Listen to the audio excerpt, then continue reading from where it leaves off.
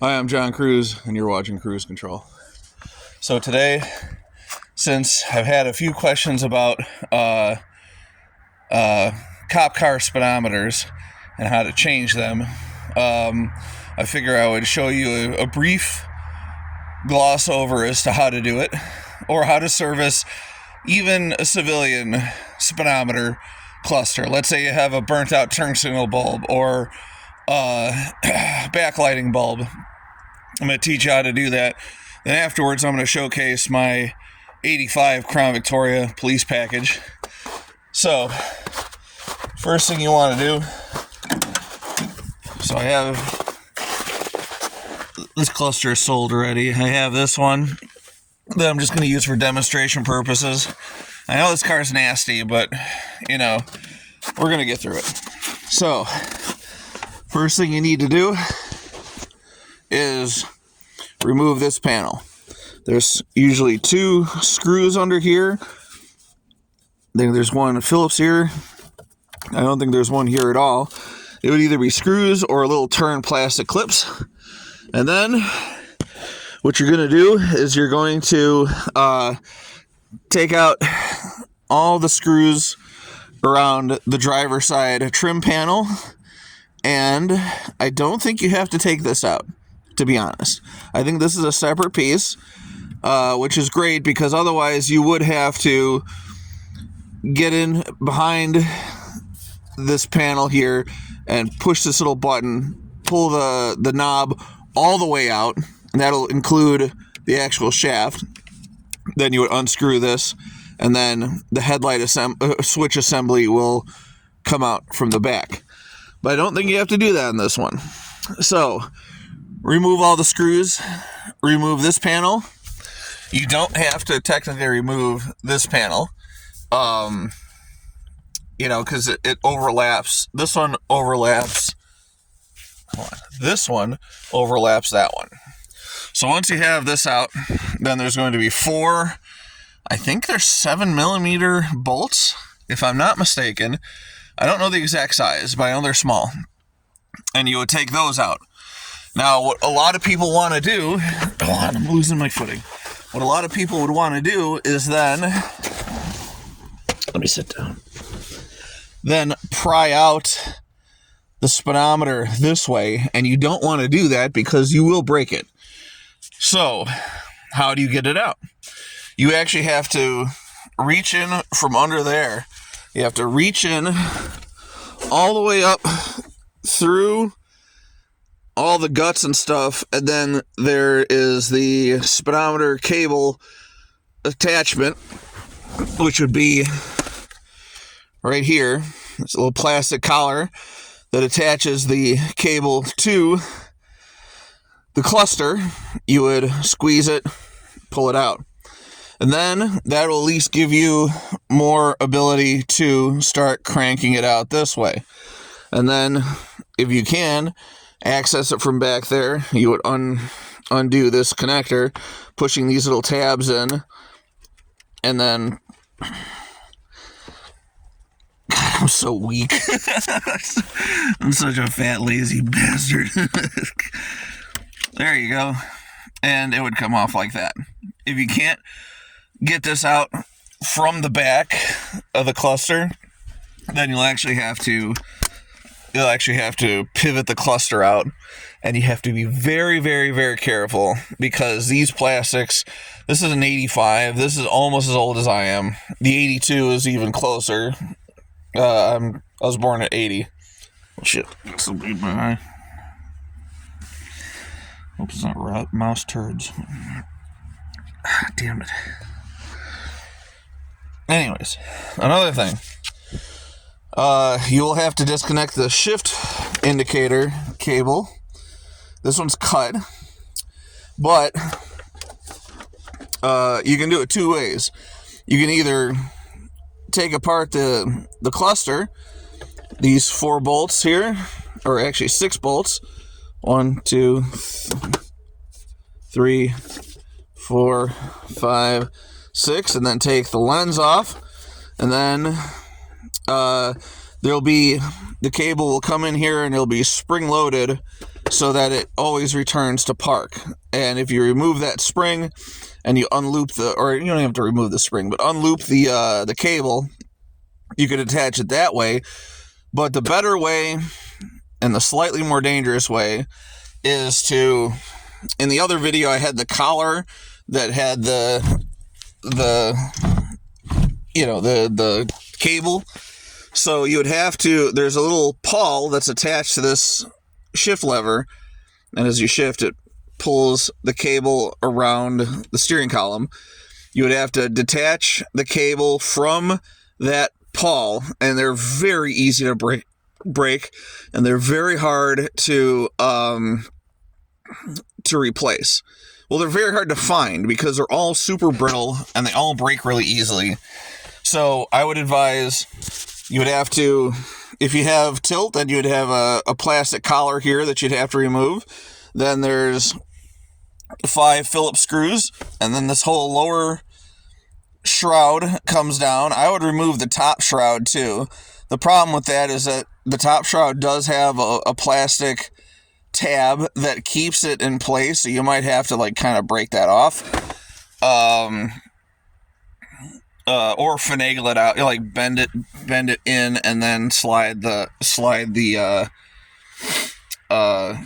top shroud out, and then you disconnect it from there.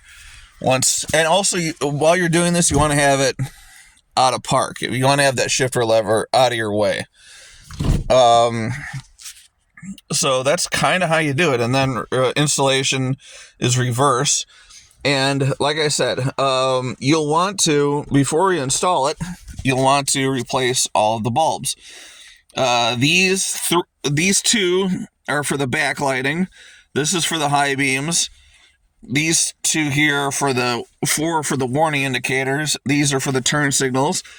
These would be, if you had, on some civilian cars, they would have like little lights here for low fuel, or check oil, or wiper fluid, or check engine. They would have one on each side. So those, since they use the same backing for all of them, but they use different faces for the front.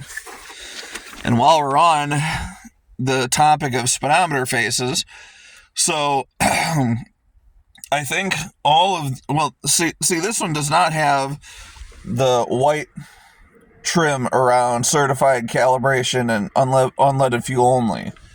So I don't know what year this one's from. The KMH is not blue, as is the kilometers. So it is from, they're all kind of the same, plug and play from 79 to 89. But each one will kind of have, according to the year, will have different font. This one also has a yellow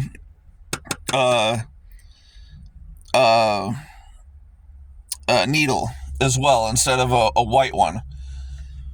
So there's differences between all of them, and I'm sure I could find the year of this thing with the part numbers. So there's one for the lens. There's one for the housing. That's a 9, I think. And then I'm sure there's one for the actual speedometer face itself. That's another thing too. If you're worried about, sometimes what Ford will do, especially like in the 70s, so 73 to 78, if you tried putting a 73 cluster in a 78 LTD, all these wires might, like the plug may be the same, but the wires might go to different locations. So when you plug it in, like maybe your fuel gauge is always pegged full because it's getting constant power. So the best thing to do is so if I wanted to put this cluster in this car, and I wasn't sure what year this thing was, and I wasn't sure whether or not it's going to act normally, pull the cluster out, and then pull the lens off, and then these 2 bolts unbolt, and then this speedometer mechanism is attached to the face. That so if you have an 85 mile an hour cluster and you want to convert it to 140, but you don't want to do the whole cluster because you don't know what year it is, you would unbolt those two and then just swap the faces. Same thing with the Canadian metric ones. There's the Canadian civilian metric ones. There's the Canadian police metric ones. There's the Mexican metric ones, where instead of just a line at 80, the whole thing is highlighted in yellow. 80 kilometers an hour. That's, 100 kilometers, whatever it is. There is, between the civilian ones, the 79 is different than the 80. It doesn't have the universal symbols. It has, instead of 5, 10, 15, 20, 5, 15, 25, 35, 45, 55, it has 10, 20, 30, 40, 50, 60, 70, 80.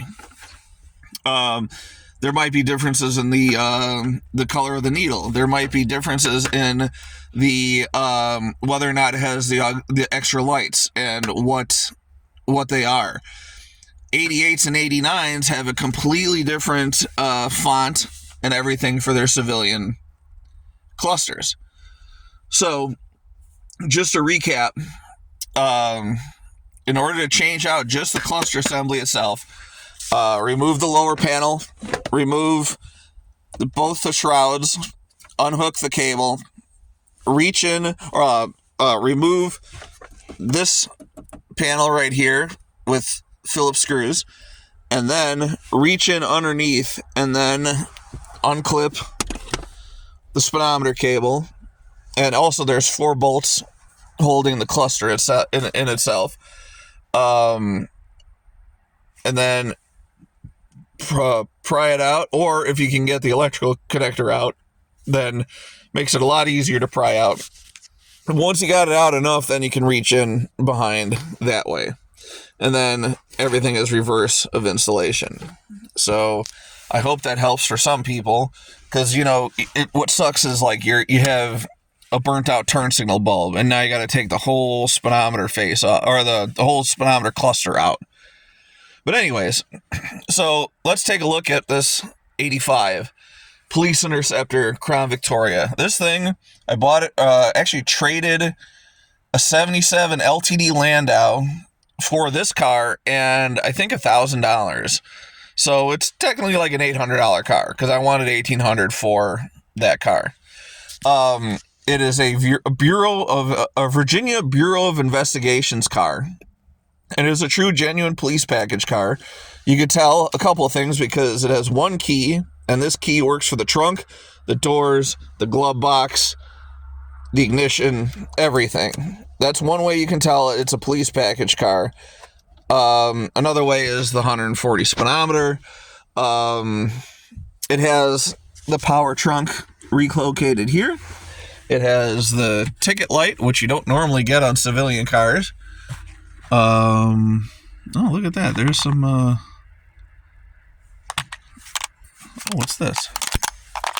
Oh, let me see what this is. Extra key, I think. Hold on.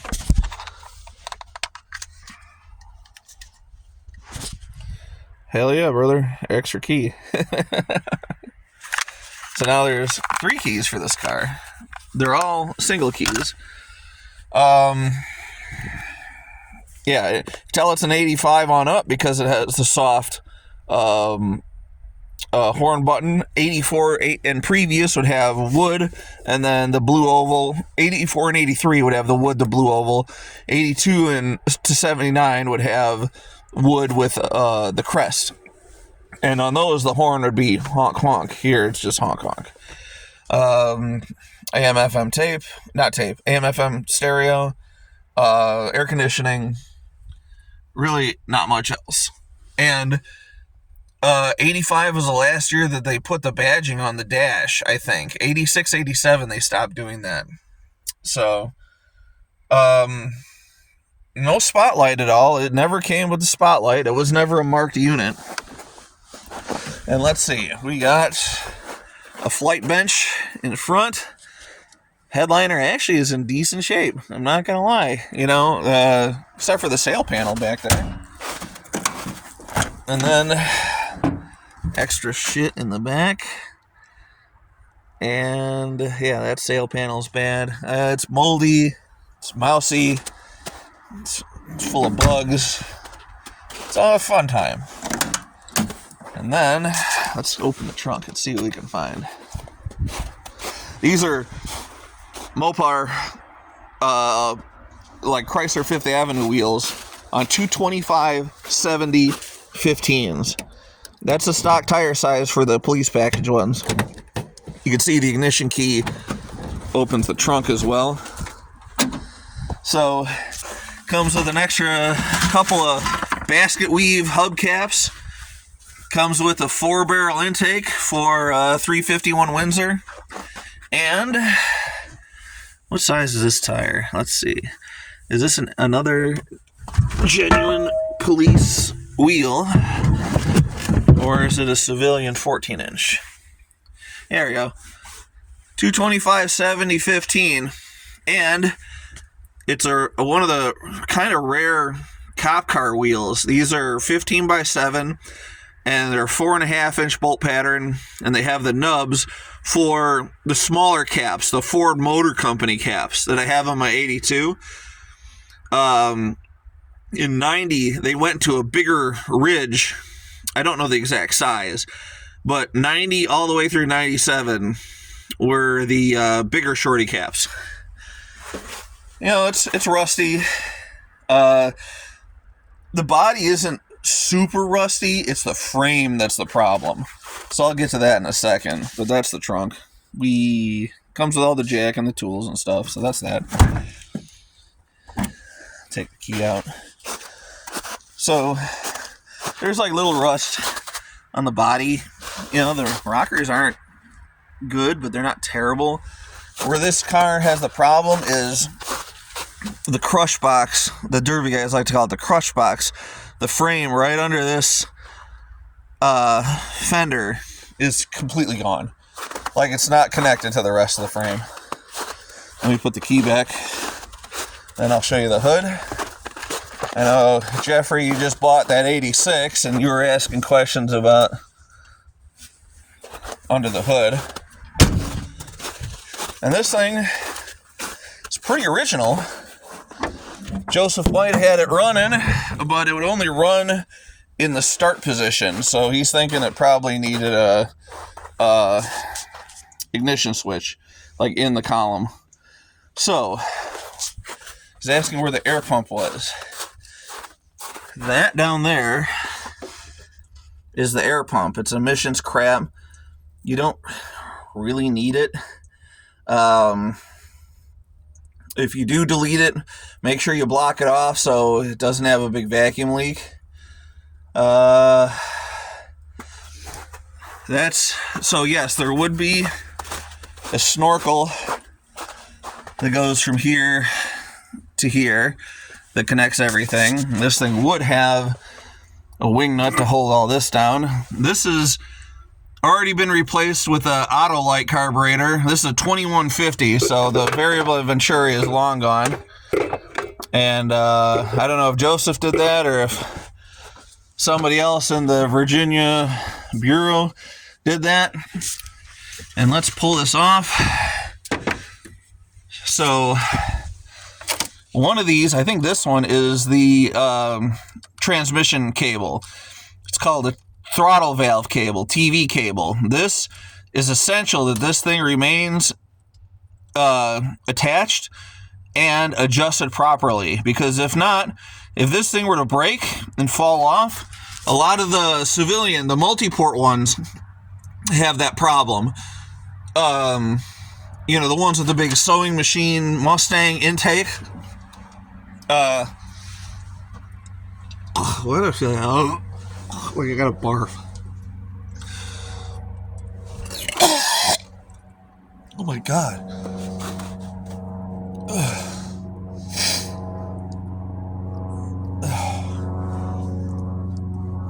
It's that interior of that car. God. Sorry. So that one needs to stay on there. If it gets disconnected and you drive it for even a block, you've already cooked the transmission. This is your accelerator pump. And what happened? Oh shit! I just broke it off the. Shit. Just broke it off the linkage. But when you press the gas, this comes back and it pulls out the accelerator pump, and that gives it a little bit of goose of juice. And so, like, if you're at a stoplight and you press the gas and the car kind of stumbles and sputters and you got to feather the gas, it's because that accelerator pump, the little rubber diaphragm inside, is either clogged up full of shit or it's torn, or the accelerator pump is frozen. This is your choke. The choke assembly is on this side. You were asking about a piece of linkage that didn't move. I'm not quite sure what you're talking about. Some of these things had an idle air control motor. I don't know if the cop cars did or not, but the civilian ones from 85 on back did. But yeah, this is a 351 Windsor, and Duraspark tested tough. I don't know what the fuck that is. Maybe cruise control. I don't know. There's little vacuum canisters and shit all over the place. Not much like siren equipment or stuff like that. But it indeed was a police package car, or is a police package car. Let me put the thing back in. One of these days when it warms up, I'm going to try to get this thing running. It's going to need brakes, because I'm sure those are completely shot. Probably the brake lines themselves are shot. And, I don't know why my phone does that. It jumps around. You're asking, Jeffrey, you're asking about the marker lights. So, the sheet metal stops here. This is all a fiberglass housing that holds the taillight and the marker light in. So what you want to do is pop the trunk. There's like 3 or 4 11 millimeter bolts or nuts that hold this into place. Pull this out, and then this should be bolted to the inside of that fiberglass extension. And these are 194 bulbs, just like in the dashboard. They should light up with the parking lights. For everybody else, probably already know this, but I'm going to tell you anyways. This does not light up. It's a reflector. This one does. This one does. This one does, and is your turn signal. So when you pull out that headlight switch one time, all the ambers, all 3 of them should light up. So another thing you do with these things is get a 79 Landau. They have these, but they're clear, and you put yellow bulbs behind them. That's kind of cool. I like the amber lenses myself. So another thing about police cars is they don't have a hood ornament usually. These things, when you order them through fleet sales, it all kind of depends on who's ordering them. Whether it's a big city and they order them by the hundreds, and it's just like, just whatever the city approves and whatever's cost effective. If it's like a small little podunk sheriff's department, you might start seeing cars with cornering lamps. The little, let's see if I got a car with cornering lamps. These little white lights, when you have your headlights on and you turn on your turn signal, they will light up to light the corner that you're driving around. Actually, I have a Fender that has, for a Crown Vic, that has cornering lamps.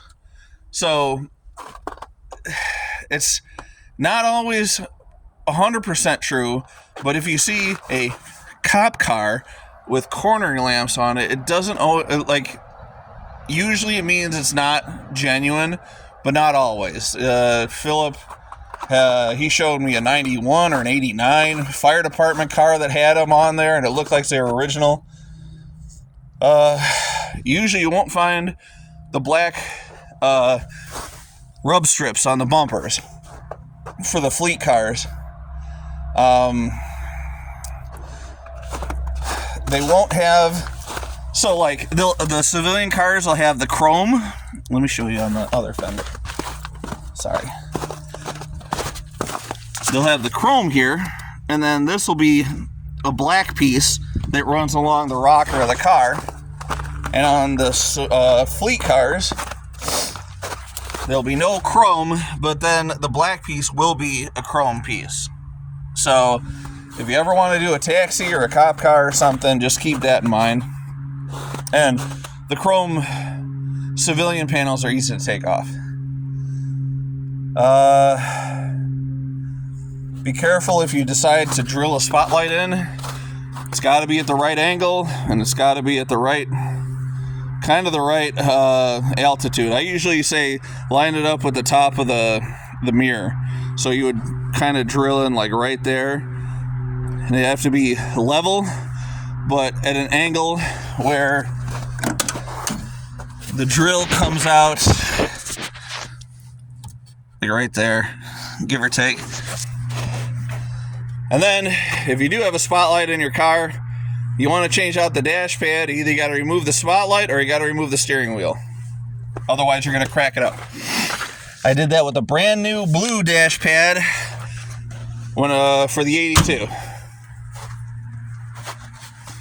And this thing, I think, is a dual exhaust car.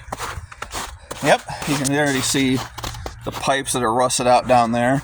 So Jeffrey had the question of cats. There'd be 2 cats up under the car, and a civilian car would have a Y pipe and then 1 muffler.